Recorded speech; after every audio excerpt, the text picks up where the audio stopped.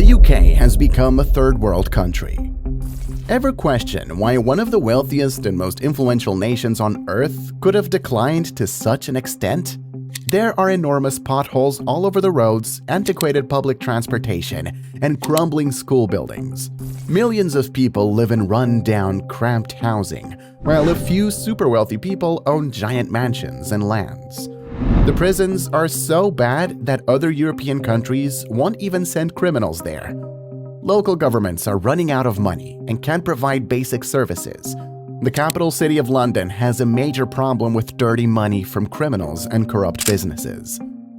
The government takes a lot of terrible decisions, but never has to answer for its mistakes. And just a handful of extremely rich people control most of the media, like TV, newspapers, and websites. Even if you think the UK isn't quite at a third world level yet, you'd have to at least agree it seems to be at the very bottom compared to other wealthy countries. In this video, we'll be looking at how the UK has turned into a third world nation and some of the factors leading to it. Before starting with the chapters of this video, what are your thoughts on this issue? Let us know with some facts.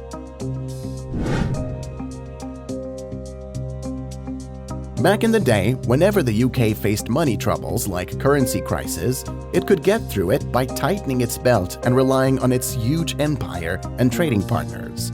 And it had secure trading relationships, first with its empire and later with the European Union, to help keep its economy strong. But now, things are very different, and Britain's back is truly against the wall in a way never seen before in peacetime.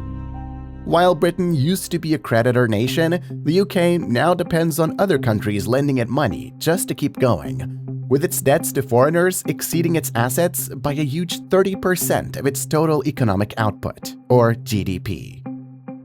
Without its empire or the EU, Britain is now all alone when it comes to trade. Its national debt has tripled in just 20 years, faster growth than even during World War II, reaching over 100% of GDP. While some other countries have high debt too, Britain's debt has become very short-term and vulnerable to rising interest rates and inflation. The UK spends nearly 10% of all of its tax money just to service this debt, the highest proportion in the group of leading industrial nations called the G7. If another financial crisis hits today, the government couldn't afford to bail out the banks without causing the pound to crash. Despite all this reckless borrowing, Britain has become terribly unproductive and poor, with extremely low economic growth. Let's take a look at just a few of the problems the UK is facing today. There is an official recession in the United Kingdom currently. An economy enters a recession when it contracts for 2 consecutive quarters, or 3-month intervals, and the GDP of the United Kingdom shrank in 2023's third and fourth quarters. Based on official government figures, the UK's total economic output, or GDP, fell by 0.3% in the last few months of 2023. And before that, it had already dropped 0.1% the quarter before. It wasn't just 1 or 2 unlucky industries feeling the pinch. Nope, everything took a hit. Manufacturing, construction, services, you name it. In fact, for the entirety of 2023, experts think the UK's economy only grew a measly 0.1%. Can you even call that growth? It's so tiny, you may as well need a microscope to see it. The last time the UK did that poorly for a whole year was way back in 2009, after the global money meltdown. Yeah, economic ups and downs happen everywhere based on stuff leaders can't really control, like problems in other countries. But compared to its wealthy friends, the UK is doing particularly terrible. Like last place terrible. The only other rich kid having as rough a time is Germany, and they shrank 0.3% too in 2023. What do the UK and Germany have in common? They've both been obsessed with something called austerity for years and years. Austerity is just a fancy way of saying they hate spending money on anything. Public services like healthcare, education, and infrastructure projects have had their budgets all drastically cut, And this stubborn focus on austerity, instead of investing more public money, is a key reason why both the UK and German economies have struggled so much compared to other nations. In 2023, the UK registered its worst ever score on the Respected Corruption Perceptions Index, published annually by anti-corruption watchdogs. The UK plummeted to 20th place out of 180 countries, with a score of just 71 out of 100, where 100 represents being very clean of corruption. Just a few years prior, in 2020 and 2021, the UK proudly sat at 11th on the global ranking. But a steady decline has tarnished its image, with a score of 73 in 2022, already representing a historic low at the time. So, what's driving this perceived rise in corruption on British soil? A big factor is simply the political instability and rapidly revolving door of ministers and government officials in recent years. It's hard for a nation to seriously tackle deep-rooted corruption issues when the leadership and priorities are constantly shifting.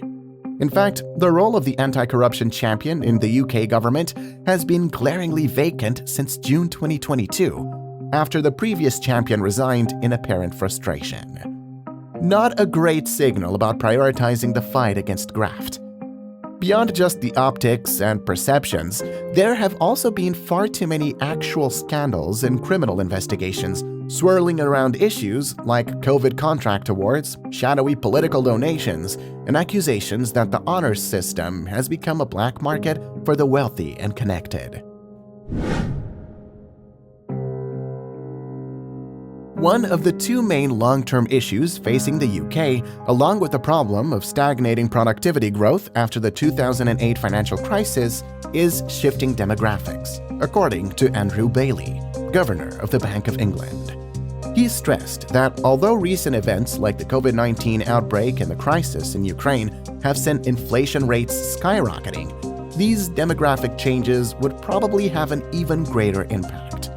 The truth is that by 2045, there will be 3.1 million senior persons in the UK who are over the age of 85, almost twice as many as there were in 2020, 1.7 million. This rapidly growing elderly population will equal 4.3% of the total population. An aging society puts unique strains on the economy. With more retirees and fewer working-age adults, it reduces overall spending and demand in some sectors. A larger share of workers' incomes also gets eaten up by costs for elderly care and healthcare. Other countries like Japan that are further along in this aging trend have experienced economic stagnation, lower inflation, and lower interest rates as a result. Based on figures from the Office for National Statistics, almost 8.7 million people aged 16 to 64 in the UK were economically inactive towards the end of 2023, meaning they didn't have jobs and weren't looking for one.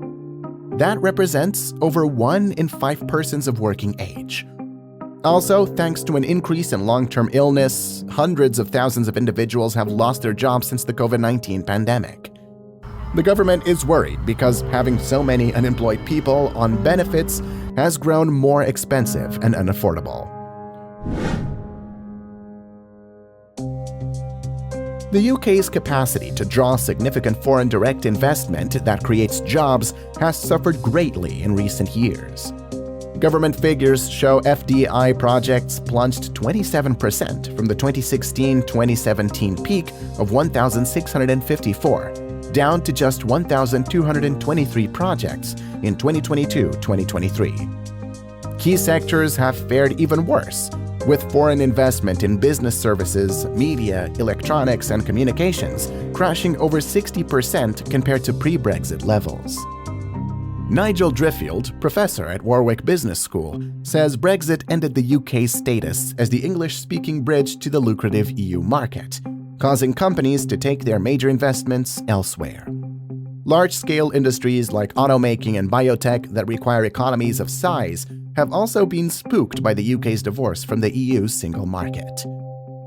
But it's more than just Brexit. Driffield warns, what is killing investment at the moment is uncertainty, from the UK's bouts of high inflation, low growth, policy U-turns, and political chaos over the past 2 years. The death of comprehensive data tracking FDI's economic impacts makes it difficult to formulate solutions for restoring Britain's appeal to foreign investors and companies providing quality jobs. With its attractiveness to international firms wanting, the UK's productivity and living standards will continue suffering without an FDI revival. The fallout from its foreign investment famine could linger for years. Rather than doubling down on the failed policies that created this mess to begin with, Britain needs a total overhaul and new institutions dedicated to real economic development, on par with struggling third-world nations. Otherwise, this once great nation may never escape the humiliation of becoming the sick man of the West. Best believe, it's time to stop thinking of Britain as a rich country at all, as it's simply a poor nation living on the edge, barely getting by. If you enjoyed this video, don't forget to like, share, and subscribe for more thought-provoking content.